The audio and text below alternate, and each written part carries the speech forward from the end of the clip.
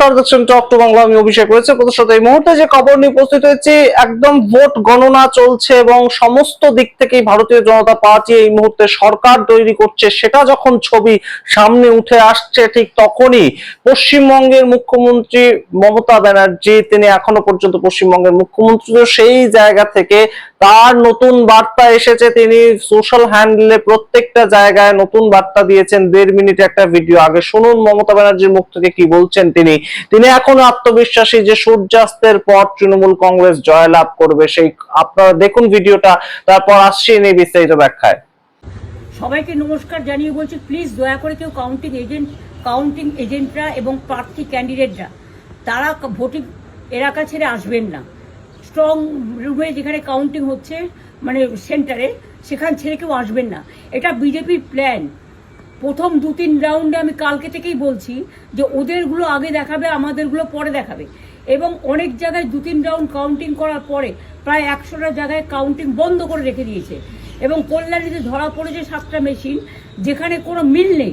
এটা total forcefully central ফোর্সকে দিয়ে চারিদিকে তৃণমূল কংগ্রেসের উপর অত্যাচার করছে, অফিস ভাঙছে, জোর করে দখল করছে। এসআইআর নামে আপনারা দেখেছেন ভোট লুট করেছে যাতে যে সিটগুলো জিততে পারে। কিন্তু এখনো এমন 70টা সিট আছে, 100টা সিট আছে যেগুলো আমরা এগিয়ে আছি, সেগুলো বলছে না। টোটালটাই মিথ্যে নিউজ খাওয়াচ্ছে। আগে ডিআইসিও এই খবরগুলো দিত, কিন্তু তাকে কালকে চেঞ্জ করে দেওয়া হয়েছে। টোটালটাই ইলেকশন কমিশন নিজের ইচ্ছে মতো খেলছে, এবং সাথে কেন্দ্রীয় বাহিনীকে নিয়ে। এবং আমাদের পুলিশরা টোটাল মাথা নত করে কেন্দ্রীয় বাহিনীর আন্ডারে কাজ করছে। সুতরাং আমি আমাদের কাউন্টিং এজেন্টদের, আমাদের সমস্ত পার্টির কর্মীদের বলবো, অত মন খারাপ করার কারণ নেই। আমি বলেছিলাম সূর্যাস্তের পরে আপনারা জিতবেন। 3 রাউন্ড 4 রাউন্ড কাউন্ট হলেও এটা 14 রাউন্ড থেকে 18 রাউন্ড কাউন্ট হয়, তখন আপনারা জিতবেন। Wait and see, watch. আমরা সবাই আপনাদের সাথে আছি, আপনারা কেউ ভয় পাবেন না, নিশ্চিন্তে থাকুন। আবার বাঘের বাচ্চার মতো লড়াই করে যাবো। আপনারা শুনলেন মমতা ব্যানার্জির মুখ থেকে মমতা ব্যানার্জির নিজের বক্তব্য, এবং অবশ্যই কর্মী সমর্থক সবাইকে উজ্জীবিত করার জন্য একজন দলনেতা বা দলনেত্রীর যা করা উচিত সেটাই তিনি করেছেন। এবং সেই জায়গা থেকে এই মুহূর্তে 4-5 রাউন্ড কাউন্টিং হয়েছে, তার বক্তব্য অনুযায়ী আরো অনেক রাউন্ড কাউন্টিং হবে এবং সেখানে তৃণমূল কংগ্রেস শেষ পর্যন্ত জিতবে। আমরা জানি না কোন জাদু বলে শেষ পর্যন্ত তৃণমূল কংগ্রেস আজকের জয় নিয়ে এখন আত্মবিশ্বাসী, তবে অবশ্যই এই মুহূর্তে যা ছবি 195-তে পৌঁছে গিয়েছে ভারতীয় জনতা পার্টি, এবং 93 থেকে আরো কমেছে তৃণমূল কংগ্রেসের সংখ্যা। সুতরাং এই জায়গাটা কিন্তু গুরুত্বপূর্ণ প্রেক্ষাপট, কারণ কোনো মতেই আর কিন্তু এর থেকে খুব বদল হওয়ার সুযোগ থাকছে না। কারণ যে কোনো পথ পরিবর্তনের সময় প্রাথমিকভাবে পোস্টাল ব্যালট একটা খুব গুরুত্বপূর্ণ ভূমিকা গ্রহণ করে, এবং পোস্টাল ব্যালট সেটা কিন্তু সকালবেলায় খোলা হয়েছিল যখন, তখন থেকেই একটা বদলের ছবি, তখন থেকেই একটা সম্পূর্ণ যে জায়গাটার পরিবর্তন হচ্ছে সেইটা একটা ইঙ্গিত পেয়েছিলাম আমরা।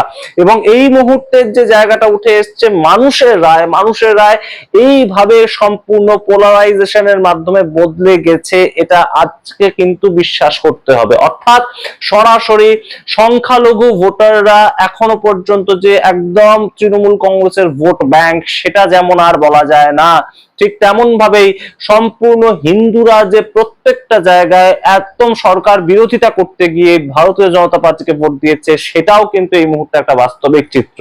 কোথাও গিয়ে এর অন্যথা হয়নি।